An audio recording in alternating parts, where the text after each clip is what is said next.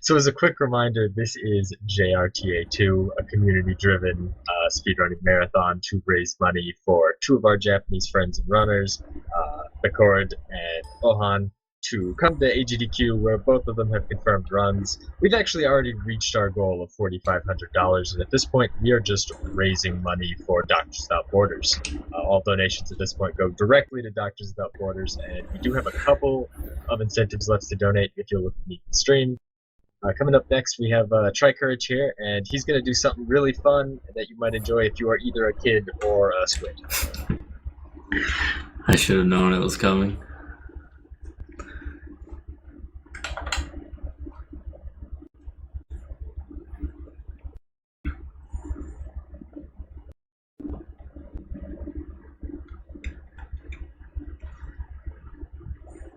So yeah, just give us a minute to get the audio and the stream set up here.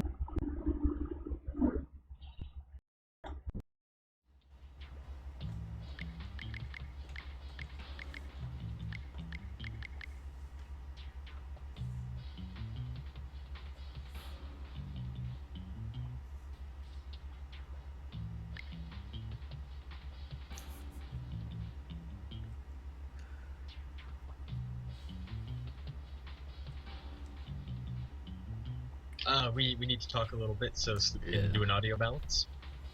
Yeah, so I guess we can just talk about. So, are you a kid or a squid? This is an important question. I go back and forth, honestly. Some days I'm really feeling the squid. I think today it's a squid day.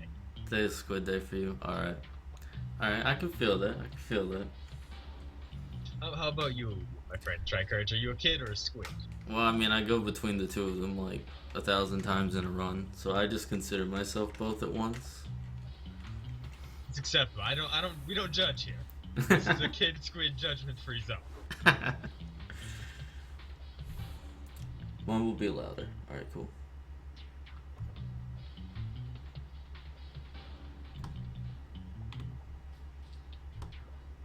I might just have to get a little closer to the microphone. No, I can bump you up. I have plenty of room to bump you up. You're only at like 20.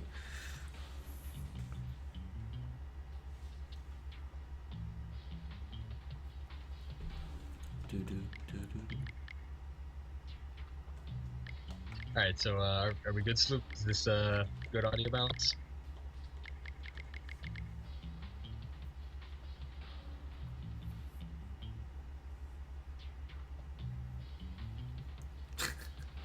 Dude, Squid Boy is better.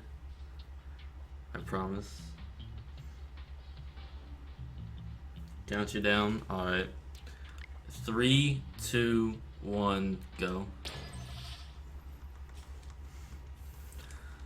Alright, so this is Splatoon. It probably doesn't need much of an introduction. In case you've somehow never heard of this game, it was released earlier this year for the Wii U.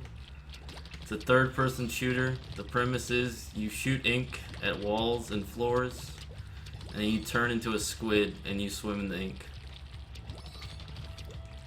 And that's how you get around and you move in this game. Swimming as a squid is like substantially faster than walking as an inkling, so we want to swim as much as possible. And this is just the tutorial.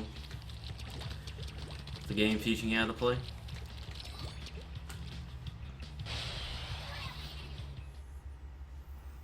Pretty straightforward. While you run through the tutorial, I'm gonna ask the question that I'm sure Chad is all over right now. Because Squid Girl is undeniably the correct character for online play. Why have you chosen Squid Boy for the run? Because every time I play Squid Girl, I get runs that die in World 1, and every time I play Squid Boy, I get PBs. So the answer is pretty clear to me. Which one's better?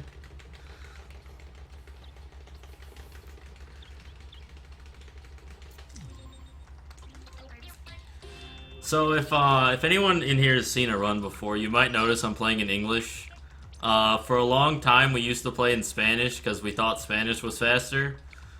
But a few weeks ago, Tones Malones, who's the world record holder, and whose name I will probably say about 20 times during this run, he retimed things. And he figured out that apparently English is faster, so we use that now.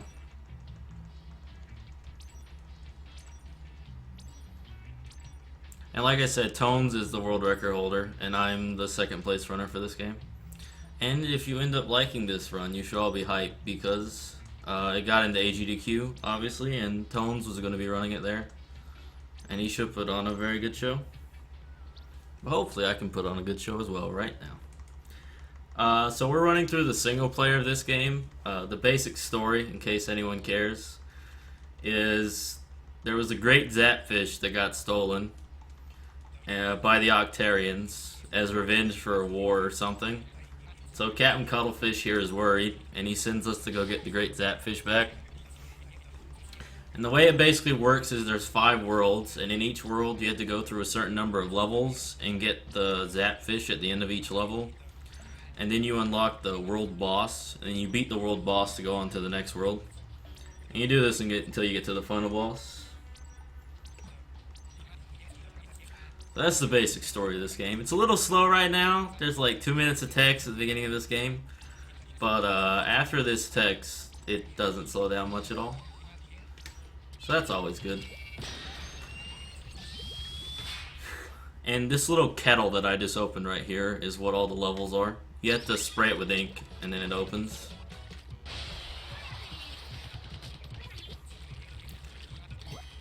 So these are the Octarians. I should say, you see there's green ink and purple ink. The purple ink is enemy ink. And if I walk in enemy ink, I move really, really slow. The weapon I have right now is the Hero Shot. It's the only weapon you can play in single player without having an amiibo. And we don't use amiibos in the run, so I'll be using this gun for the entirety of the next hour. But there's 3 different sub-weapons that you can get in single player, and we use all of them in the run. The one I have right now is the Splat Bomb. It's basically just a standard grenade. It has a fuse time on it, all that good junk. And then, as we go through the levels, I'll buy the other 2 and begin to use them. The important thing about sub-weapons in this game is that they distract enemies. So you can throw them to make enemies turn and run away and get them in places where you want them to go. It isn't used like too terribly much, but it's used enough to be worth mentioning. And right here in on the last place, we just had to go get a key to unlock this to get to the end of the level. And now we just grab the Zapfish.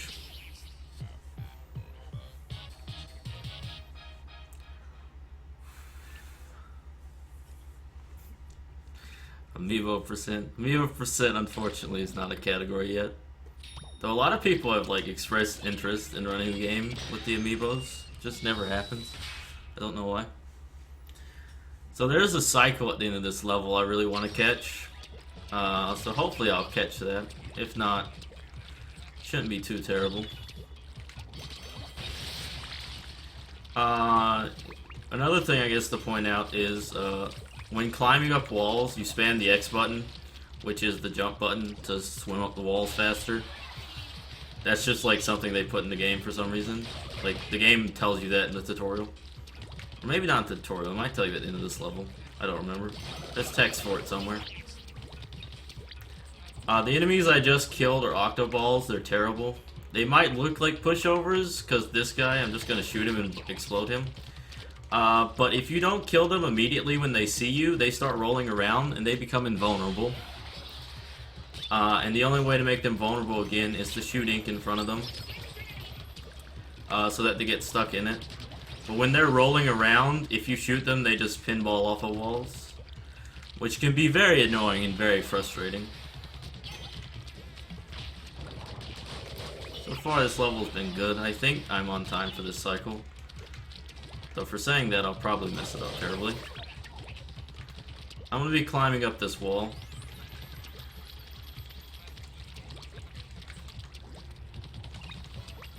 This is not the way you're supposed to be doing this, by the way. Come on, get over top. Okay. Yeah, that's not the way you're supposed to do that. The way you're supposed to do that is you're supposed to go find a cannon and then use it to shoot the top of the wall and ink it all. But we figured out that it's faster to just climb the wall like I did. And I have exactly the right amount of orbs to buy Seekers, which is nice. Orbs are just the little red orbs, I don't know what else to call them, in the levels, and they're the currency. You use them to buy upgrades. You can upgrade, like, all kinds of stuff. Or, well, you can upgrade 6 things. The only thing we're going to use orbs for is to unlock sub-weapons. Past that, the upgrades aren't useful in the run. Seekers are amazing, because they can do this. You just throw them in front of you, and they make a trail of ink, and you just swim behind them. You don't have to worry about shooting and all that junk. You just throw them and keep swimming. Also, they move pretty fast. You do swim slightly faster than Seekers, but you'd have to go over a long distance to actually catch one. So it's not a huge deal. The orbs are supposed to be fish eggs. That's interesting. I never thought of that, but that makes sense. So you use fish eggs to buy items. It's an interesting thought. This level is pretty straightforward, whether you have Seekers or not. Sometimes you don't get enough orbs and you can't have Seekers by this level. But, it's not that much slower without Seekers. Seekers really start to pay for themselves in World 2 and in the rest of the run. But right now they haven't done much for us. And World 1's pretty short. There's only 3 levels, and that's going to be opening the boss kettle right now. All the other worlds have 6 levels and then a boss. World 1 is just shorter for some reason.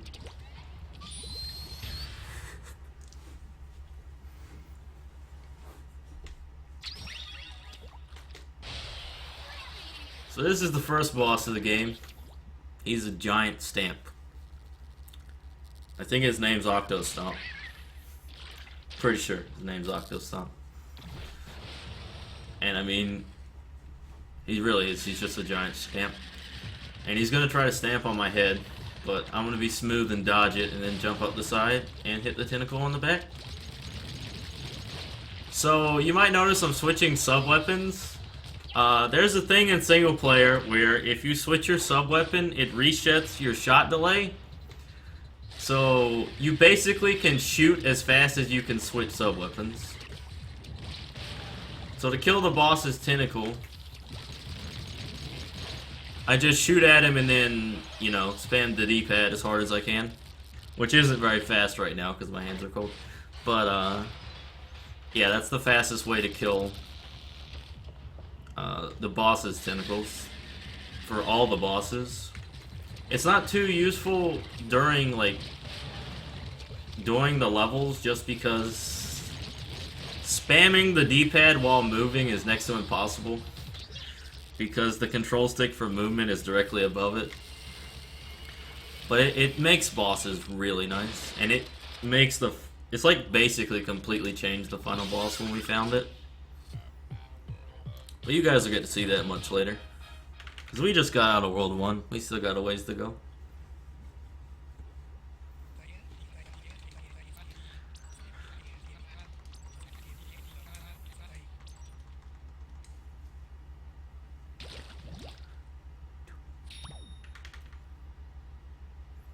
We had nice little cutscenes at the end of each world. They had to get rid of these barriers. Oh, I should point out about those barriers. The way those barriers work is if you try to go into a barrier, you just bounce off of it. Like, it just pushes you back. And if you try to shoot ink into the barrier, it just disintegrates all the ink. That's not important right now, but it'll be important later. I had the wrong sub-equipped. It's fine. It still worked. And in this level, you're going to really start to see Seekers shine. Because I get to go over all this enemy ink without worrying about spraying a complete path or running into it. All I gotta do is throw a Seeker and follow it. And it really speeds up this level quite a bit.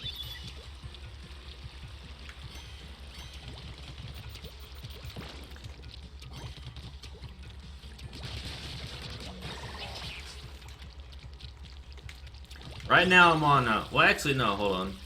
The most important thing, Captain Cuttlefish has the most important text in the game right now. He's telling us what his favorite food is. And apparently his favorite food is Krabby Cakes. So this raises the important question, chat. What is your favorite food?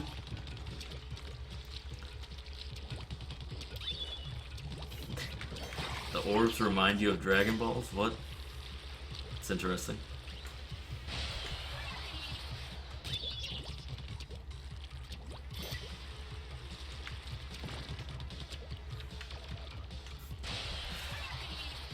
Captain Cuttlefish's favorite food, he's not very decisive on it. It actually changes based on what language you're playing. Like the English NTSC-U version and the English PAL version have completely different favorite foods. I think in PAL his favorite food's biscuits. It's really interesting.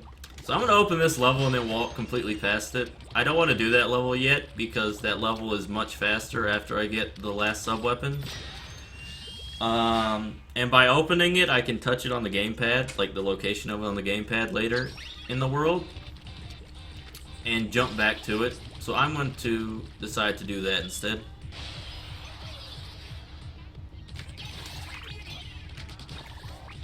There you can see me using a splat bomb to distract the enemies so they don't shoot and kill me. Which is nice. Dying is not fun. So the gimmick of this level is there's a bunch of these like little valve things, and when you shoot them they make geysers of ink. They're found throughout some of the other levels as well, but this is where they're introduced. The only real speed thing about them is you have two decisions. You can either do what I'm doing right now and activate them from far away and then swim in them, or you can do this. You can jump on top of them and then... That was close! And then have it push you up from below. The only difference between those two is that if you jump on top of it and then shoot it, you can jump off the top faster.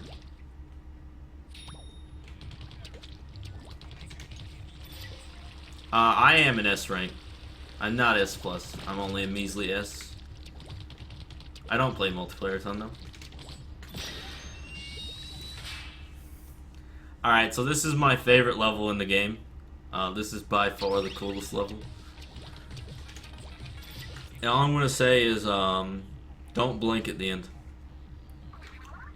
So, the reason I like this level so much is I'm lazy.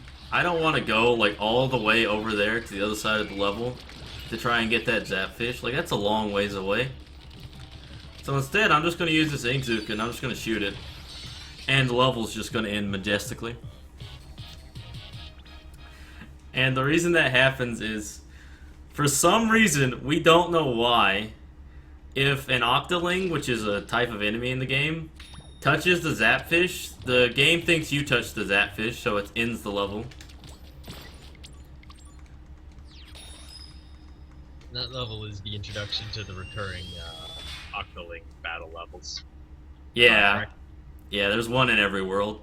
Unfortunately, we can't use that glitch in any of the other worlds. It only works in that one because that one Octoling just happens to perfectly jump through the zapfish. I should also mention, I shouldn't be talking about this still, but I am. The strat on that Octoling level that I just used was found by a Japanese runner, actually. There's one Japanese Splatoon runner that we know of who has submitted times to speedrun.com.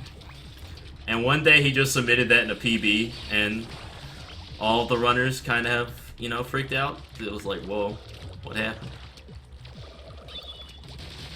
So this level right here is another recurring level. It's the recurring Octo Striker levels. There's one in every world.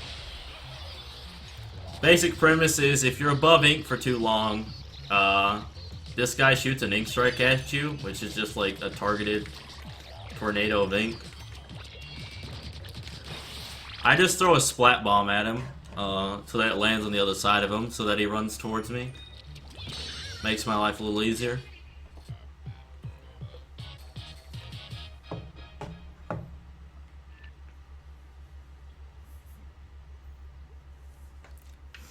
And before I went into this level, I bought burst bombs, so now I have all 3 sub weapons. The way burst bombs work is that they just detonate on target, and they make a little small circle of ink. They're actually really bad for damage compared to the other 2. But so for a while, we didn't even get burst bombs in the run. But then finally, somebody started testing them and realized that there's a few places where they're actually really useful. One of them will be the next level, and it'll be pretty clear why when I get to it. This level is just a bunch of these propellers. You just shoot them and they move the platforms. Not much to it. And right here, that shielded guy, I'm throwing a sub weapon to make him turn around so I can shoot him in the back. Otherwise, I'd have to swim behind him, and that's just slow.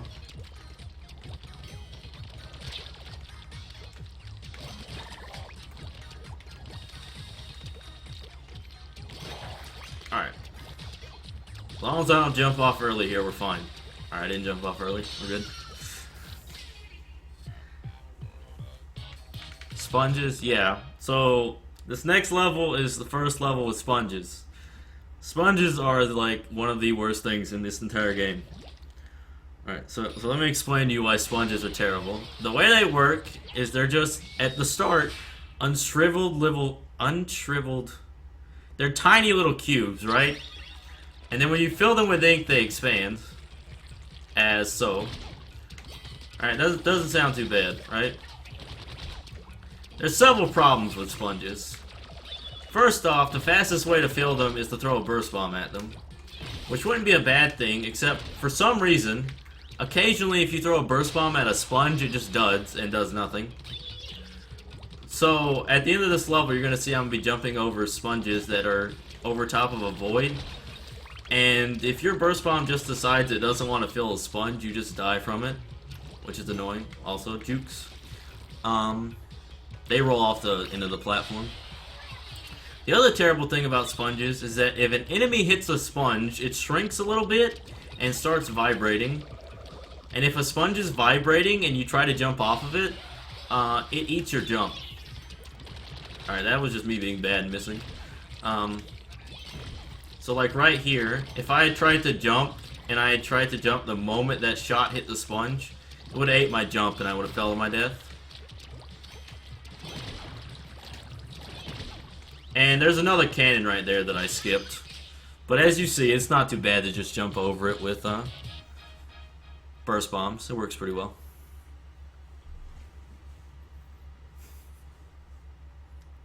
That was the last level in World 5, or 2. I already want to be in World 5. I'm not that far in the run yet. Now we get to fight the lovely World 2 boss. So this guy, I don't know what this guy is shaped like. All the other bosses have shapes. It didn't occur to me until like 2 days ago when someone explained to me where this boss's name comes from. His name is Octonozzle, and as you can see, there's like a nozzle for a nose. I speedrun this game for like 4 months before I realized that. The basic way this fight works is he pops out these little belly button things, and you shoot them. And then after that, he spins around like this, and the tentacle pops off the top of his head, and you just shoot it.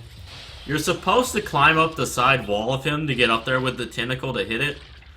But if you stand close enough to the little moat around him, you can just shoot it from the ground, which works a little bit faster. And he gets more belly buttons every phase.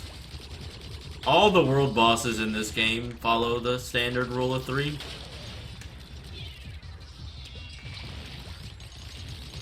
They all have 3 phases. What? I think they all have 3 phases. Yeah, they should all have 3 phases. Yeah, it's technically a squid, like, tentacle suction cup, but I just prefer to call them belly buttons. It makes more sense to me than him just having suction cups popping out of his side.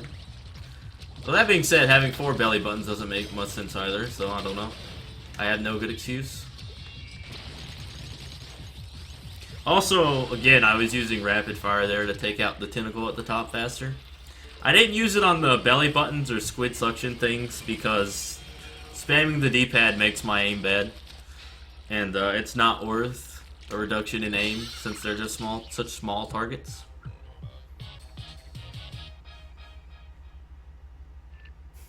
I didn't get that either, Dark Terex. How did you not get Callie and Marie? Okay, to be honest, I never read their names until someone just told me that that's what they were. And also, in my defense, I played in Spanish for a long time. And in Spanish, I don't even think their names go together. Fair enough. On a real quick note, going back to the Captain Cuttlefish and his favorite food. Yes. It's kind of disturbing, because cuttlefish eat crabs. They are one of the crab's natural predators, and this is a world full of anthropomorphized sea creatures. So Captain Cuttlefish might be a jerk. I'd believe it, dude. I'd believe it. It's okay though. It's okay. Captain Cuttlefish will get his karma. Just you wait.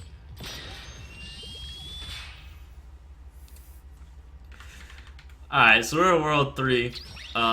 This is like my least favorite world, because it kills all my runs that actually get out of World 1. So the gimmick of this level is it just has a ton of ink rails. That's really it. Ink rails are simple, you just shoot them and then they make a line of ink and you swim in it. So as you can see, pretty straightforward.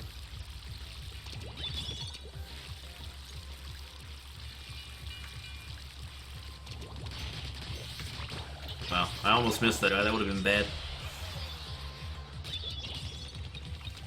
I am terrible at jumping up these horizontal ink rails, though. Oh, I use burst bombs there to activate those a little bit faster. I don't actually know who found that. That was a really recent thing. And then right here, I'm going to try to use a Seeker to kill this guy. Then I'm going to grab an Inkzuka and use it to kill the rest of them. An Inkzuka is just a bazooka that shoots tornadoes of ink. It works pretty well. I had to get like a can of I don't know what to use it in this, or in single player. In multiplayer, it's a special that people can use. 3 of the specials from multiplayer are available to use. You can get Inkzukas, which are most common, Bubblers, which are second most common, and then Bomb Rush, and you'll never see Bomb Rush. But I think they exist in 2 or 3 levels. Alright, so most of this game up to this part hasn't been any RNG. That ends with this level. This level introduces flutters, and they are gigantic RNG trolls. So basically, flutters live on this little grid-like islands throughout the levels, and their movement, like around the island, is completely random, except for these two. These two just go in circles. But the nice thing about flutters is we can do this, and we can jump around them, which helps mitigate the RNG somewhat, but they can still get in your way and cause all kinds of problems at the end of this level, which hopefully you won't see, but knowing my luck, you probably will. That is a terrible seeker angle. Yep. That's fine though. We just had to come over here and get another key. Game likes to use keys in a lot of these levels. They kind of draw the level out a little more. Alright, here we come. Let's hope for good RNG. This should be fine, actually. So there's a guy under the ink right here who got past me, but I should be able to get him, yeah. And he has a key. He just swims in circles. You can see where he's at on the Wii U gamepad. Yes, this is a speedrun. So yeah, but as you can imagine, like there's a bunch of flutters over there, It's very easy for them to just block your paths or be right over the guy with the key, and they can make you like lose a ton of time. Fortunately, right there, they were in a really good pattern. I could just go right past them, which is always good. Here we have another Octoling level. Another thing I guess to mention about Octoling levels is that they all use multiplayer maps. This one right here is Black Belly State Park, and the first one was Kelp Dome.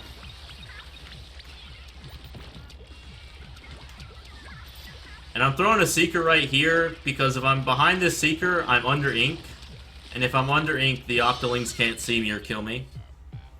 If the seeker actually hit a railing or something, and I had to come out of the ink, it's very easy for those Octolings to kill me. But that didn't happen, so it doesn't matter. That should work. Alright. I opened up that level from really far away with a burst bomb and a splat bomb so that I can jump to it at the end of this level. Which this level is another Octo Striker level. It has a cool strat coming up here in a few seconds, found by Balu111, where I jump on this box and then I jump off the box. And we just skipped a very slow section of walking over grates. It's a pretty cool strat.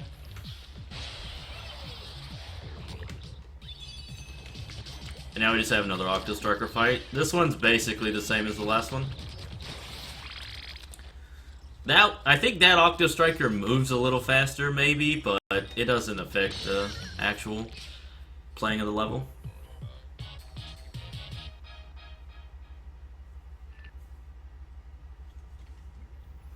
Alright, so this next level is a cycle level. And it has 2 stages of a cycle skip. Basically, there's going to be one part where I had to make a fairly precise jump. And if I do that, I'll get the first cycle skip.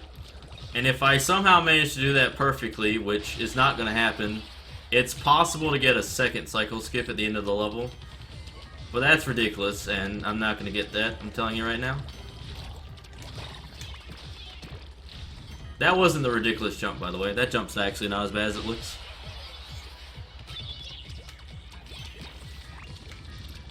Ridiculous jump is coming up here.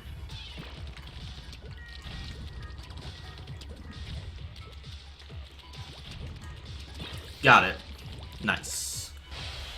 I was not getting that in practice, so that was a miracle. Alright, now all I have to do is not die at the end of this level, which is easier said than done. And we should have the cycle skip.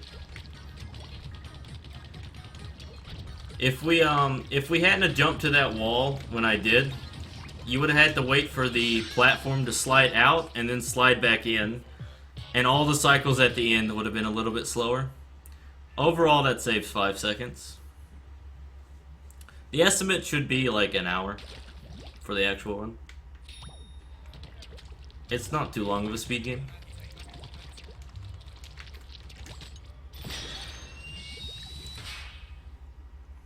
So this level right here is Ink Visible Avenues. This is one of the few levels in the game that I actually know by name. The reason being is this level is very easy to die on. Especially when you're like just learning the game and haven't run it for a while. Basically every part of this level has a way to kill you. Like right here, if these guys catch you in the wrong place, they can kill you. And so it's because of that you die a lot on this in runs when you're starting out, which creates all kinds of problems. But hopefully it'll go well. If you haven't been able to tell yet, the basic premise of this level is there's just a bunch of invisible platforms. And you spray them with ink to see them. And then you get to, you know, keep going through the level. And I know where they are, so I can just jump on the invisible one sometimes. Unfortunately, it's not useful to like leave them all uninked because you move so slow when you're not on inks. So we do have to make some of them visible, but you know, we can only look so cool. All right, so right here, I will say one thing about this part that might not be obvious is that all those places right there, I was making very, very, very sure that I inked the ground under my feet. Because if you try to jump as a squid when there's no ink under you, you don't jump very far at all. So if there wasn't ink under my feet at any of those jumps, I would have fallen to my death, which happens more often than I would like to admit. Hey, that right there was 1 second ink line. Pretty self-explanatory. You just open it up with the burst bomb. It hates me, but it worked right then. So this is the World 3 boss. He is Fortress, basically. I think the game calls him Octoworld, but we can all agree that this is actually just Fortress. And he's just spinning around, having a good old time. And he's going to start using rollout at us as an attack to try and kill us. But I think we'll be able to handle it.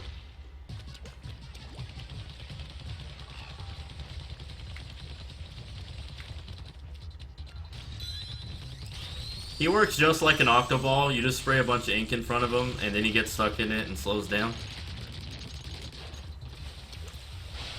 And then you just hit the tentacle that pops out of his head. The first cycle was like really easy. Second cycle, he's going to start rotating the different things of the circle. On the last cycle, he's going to break some of the platforms off and replace them with glass. And you can't ink glass, so that's kind of the gimmick on that. One weird thing to note about this boss is if you're playing New Game Plus, you can skip, or you're playing this level for like the second time, you can skip the cutscene. Like you can skip this cutscene right here. And if you're able to do that, the boss actually stops moving like faster from spinning around the circle. For like a few days we thought there was strats we could do to make him stop spinning faster, but then we realized that they all depended on skipping the cutscene, and then we were very sad. But this boss isn't too bad. He works pretty well. Fortress used Rapid Spin, dude. He had to get rid of all those entry hazards. He wanted to make sure we started with a clean playing field.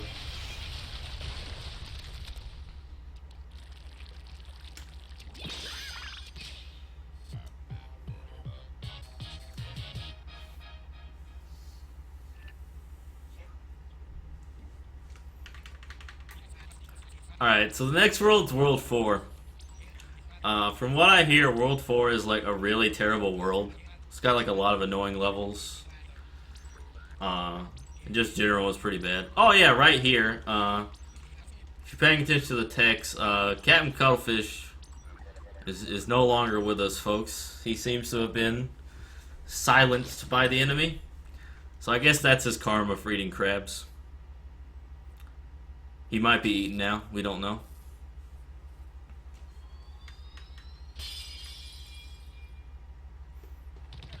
But yeah, I have, I'll be honest with you guys. I have absolutely no clue how to speedrun World 4. If I had to speedrun World 4, we'd be here for another good 20 minutes. I don't even know where all the levels are. That'd probably take like 5 minutes to find all of them. So if nobody objects, I'm just gonna skip the world. Hope everybody's okay with that.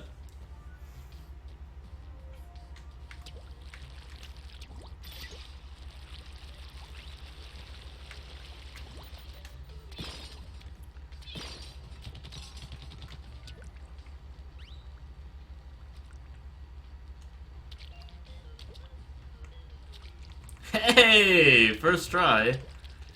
That's impressive, actually. I don't normally get first try on that. That trick's basically just 2 precise jumps. There's a really small edge outside the barrier that you can land on. And if you land on it, you can just jump to the block behind it. And now we're in World 5. So we're not gonna do World 4. I don't like World 4. I wasn't kidding, by the way. I've talked to people that do World 4 for different categories, and they just tell me it's terrible. And then I'm glad I've run any percent. But we're in World 5 now. This level I'm in right now is basically an auto-scroller for the first part of it. It's a cycle-based level, and the cycles are really, really, really slow. So everything except one jump at the end basically doesn't matter, as long as you do it at a somewhat decent pace. Which makes it really nice and relaxing after you just got through World 4. Because, you know, if this is a real attempt, World 4 would be, like, incredibly nerve-wracking. Alright, I'm not going to grab that Inkzuka, because last run I did, I grabbed that Inkzuka. And, like, there's no reason really not to grab it, because, you know, you can just have it in your inventory, and nothing bad should happen. But somehow on the last run I did, I accidentally activated that Inkzuka, and fell off a ledge. So I'm not gonna grab that anymore. Cause that lost like a minute. 2 hours to get that once. Who'd you see take 2 hours to get it? I'm curious.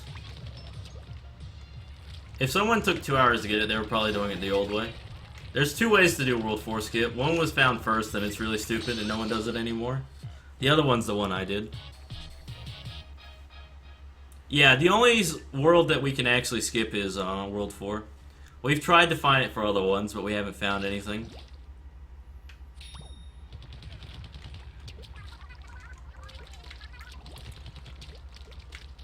Mostly because all the other worlds require you to use ink rails to get to the next world. That's the only one where you don't use an ink rail, you just kind of jump to a block behind it.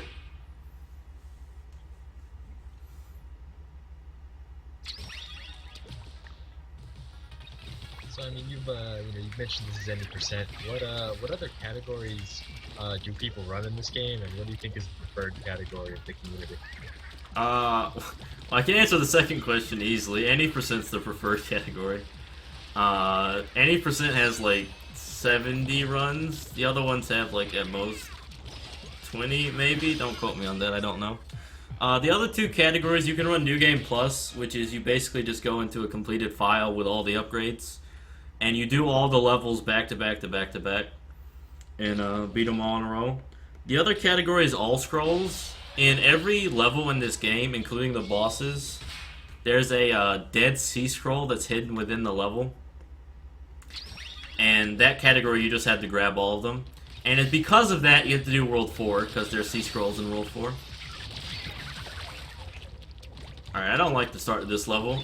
There's a quick kill on the Octo Striker at the end of this level. Alright, I should have it. It's based on how many ink strikes and the timing of the ink strikes that he shoots when I go through the base level at the bottom. If he shoots the ink strikes at the right times, when I come up here to fight him, he'll try to hit me with an ink strike. And because of that, he backs up into range of that balloon. So I just get to hit the balloon and one-shot him.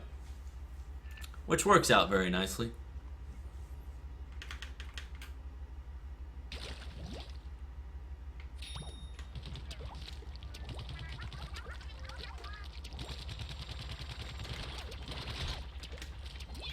Right here, I'm just opening up another level from far away. We'll jump back and do that level. As the last level, actually. And here we had the second Flutter level. Just like the first one, these guys are still RNG. The only difference now is they're not as bad of RNG as the last ones. Just because of the way their patterns are. But you should be able to see that. I'm gonna kill that guy because I'm scared. If one of those enemies was to shoot me in midair, it would kill all my momentum and then I'd fall, which costs an absorbent amount of time. So I decided not to risk that. That's a bad seeker. That's fine though. Oh, this guy's actually here. As you can see right there, I messed up and I was still able to beat that guy to get the key, and that's always true. You can always get that key regardless of the flutter's positions. The real RNG is right here, because that Octo Sniper guy back there has a key, and his position is completely random, since he's on top of a flutter, and their positions are random. So that wasn't a terrible place for him to be. He could have been in a much worse place. But he could have been in a much better place as well.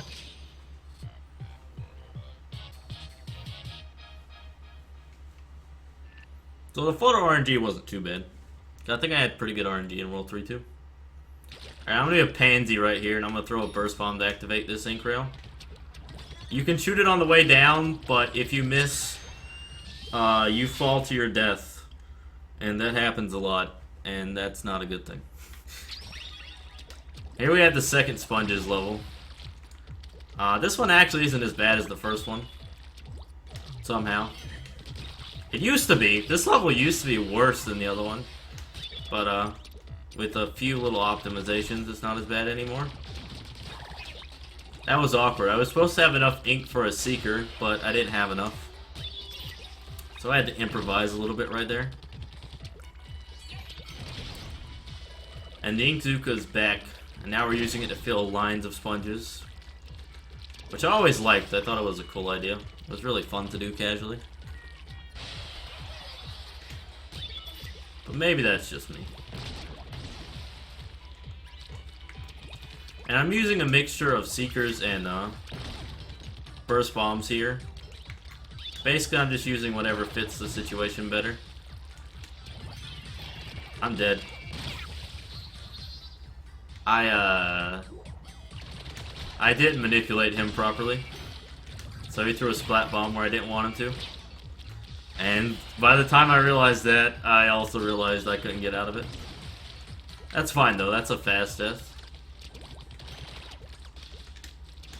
And it wouldn't be a marathon run if I didn't die somewhere.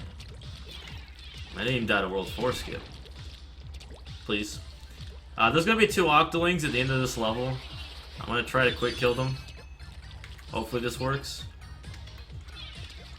That first one's dead, and now the other one's gonna spawn right here. And also, just to show off, because I feel like it, you can rapid fire Inkzukas. I don't know why. Well, I know why, because it works for the blaster, it also works for Inkzukas. It's a little bit funner with Inkzukas, but unfortunately it's completely useless. I was just doing that because why not? It's the last chance I get to do it. Or actually, wait. No, it's not, but whatever. I did it then, so we're good now.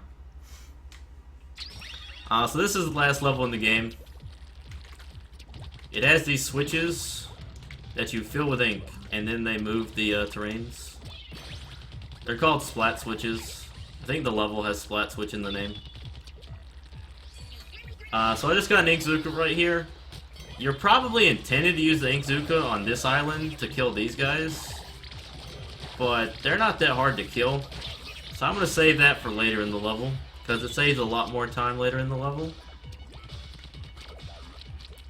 And you're not supposed to be able to make that throw. Or you're not supposed to be able to hit that splat switch.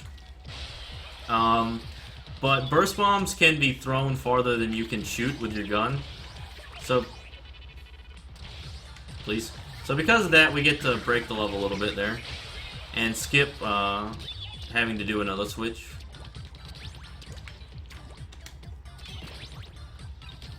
And Octoball's back. But fortunately, they shouldn't kill me. That was close, because he should have died faster than that.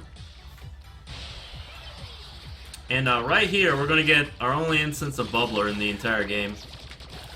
Bubbler just gives you a shield that lets you be immune to damage. So I get to just jump through that flutter and grab the key. And we're out of here.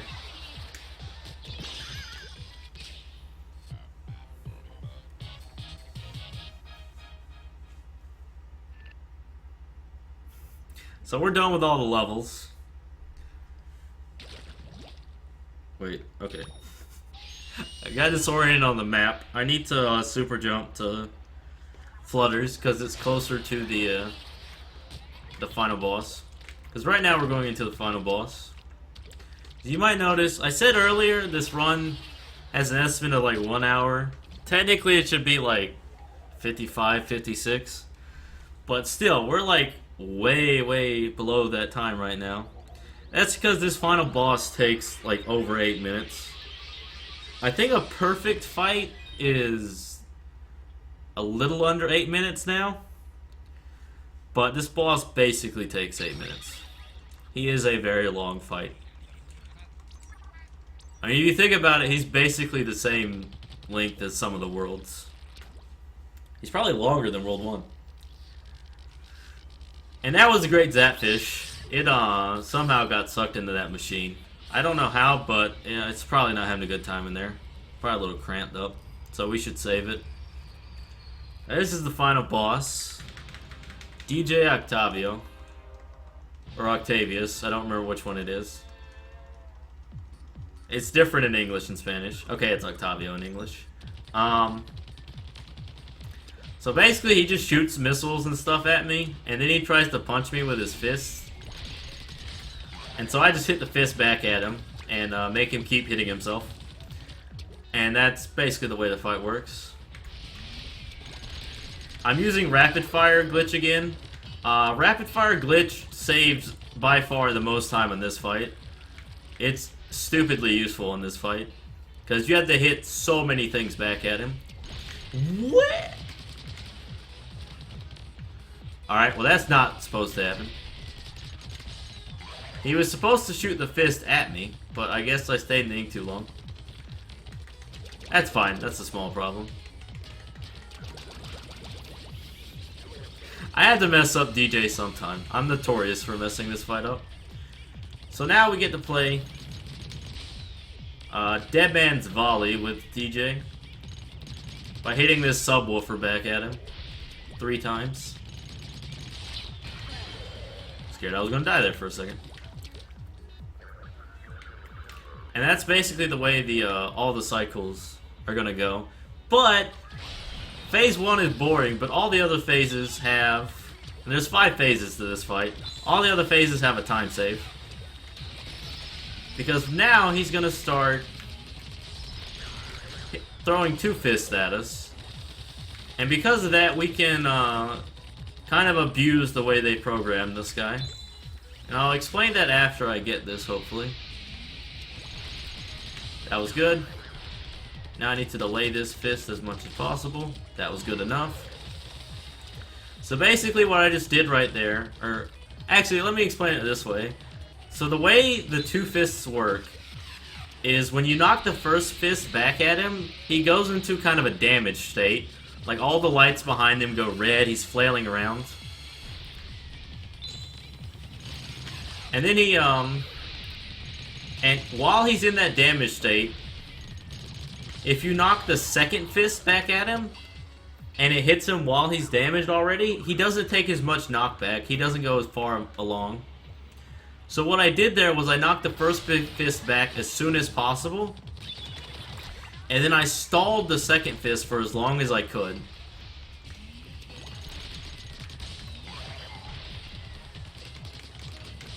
That might have been too fast. Yeah, that was too fast. I hit the second fist back too early.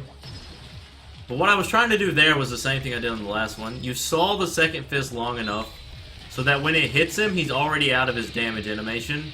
And then he takes another full fist of knockback. And by doing that, you can fist 1, 2, 3. You can skip some of the cycles on this fight. Sorry I'm all over the place right now in my commentary. Trying to remember how to do this fight and talk about it at the same time. You're doing wonderfully. Keep it up. Alright. Nice. And now we just spam the squid button, because I had to wait for him to shoot this thing at me, and he's really slow. There he goes. Oh yeah, he likes to curve these. It's completely random as to whether or not he curves them or just shoots them straight. They're not on a set pattern or anything crazy like that. I think I saw a splat bomb reduce some sponges. That's not good. I had to go back over these sponges. I still made it in time. I needed to get that Inkzuka for reasons later.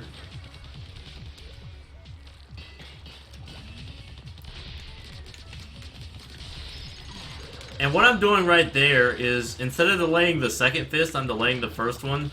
That doesn't skip anything. That just makes the second fist closer to me when he throws it, which lets me hit the second fist back faster. So that's a little optimization thing. It's not like a big skip or anything. Cool like that. Yeah, and that was another fist cycle skip right there by delaying that second fist. And I know I got it because I know how far back he would be. If I didn't get it, he'd be like basically standing where I am right now. Or well, hovering. He doesn't really stand. Oh god. Okay, we're good. Alright. Hopefully I don't run out of ink right now. Or actually, wait. I'm just gonna use Inkzuka. Yeah. This fight has been undergoing some changes lately. So there's like multiple different strats that I'm kind of just combining right now to show off some stuff, so gotta figure out some things as I go. And you might notice I'm like way away from where I was at the end. That's perfectly fine, because at the end of this cutscene it teleports you to the same place.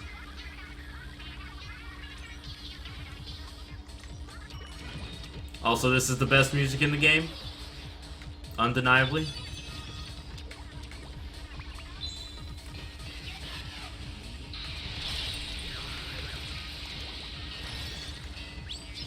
So right here, I'm using the Inkzuka to knock the first fist back immediately, so that the second fist can't come out on time.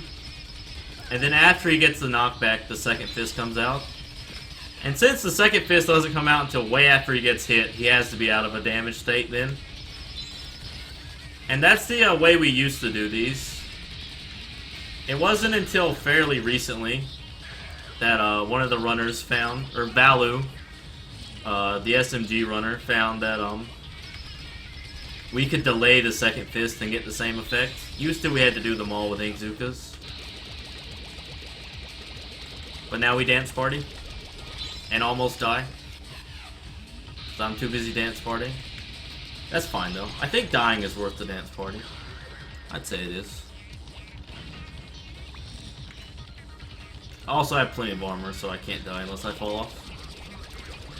Now that I say that, I'm gonna fall off. Time is fairly soon, by the way.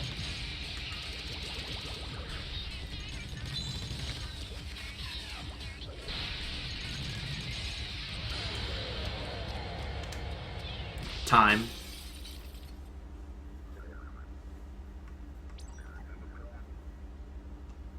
Ooh.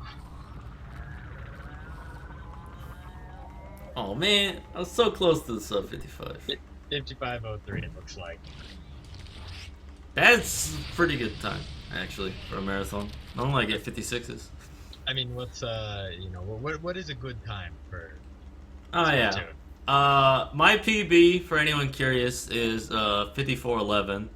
The world record is a 53:11 because Tones Ballones is a god and is an insane man and is really good at this game. But basically, like, sub 55 is probably what most people would consider to be a really good run. So 55:03 for a marathon is really good, especially considering the start was probably on PB pace up until I died. But I mean, I've died on that level all the time. It happens. Just listen to the Splatoon credits, the best music. But yeah, so like I said, if you like the run, I would highly suggest you go follow twitch.tv/tonesballones. If you can't spell his name, you can find it on speedrun.com/Splatoon. He is the world record holder. He will be running the game at AGDQ. He is ridiculous. He is a cool guy. I had a 56 Frito, please. So yeah. Thanks for having me. All that good jazz. Yeah, no, it was really cool. Thanks for coming out and doing a Splatoon. It looked like you had a really good run. For you, it's one of the most importance. All right. I'm just curious. How many pickles does it take to make a squid laugh?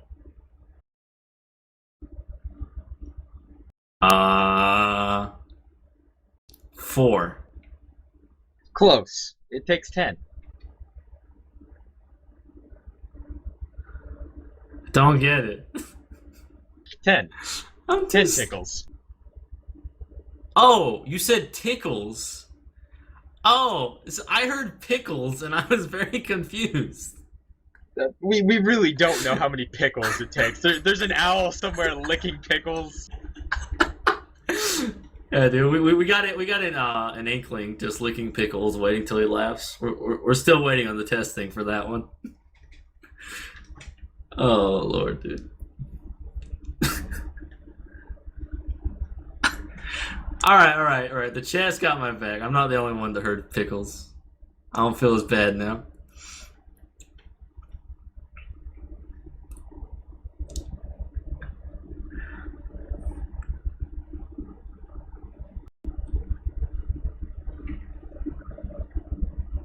Alright, well, the chat apparently has decided that I've said pickles. I guess I have to respect that.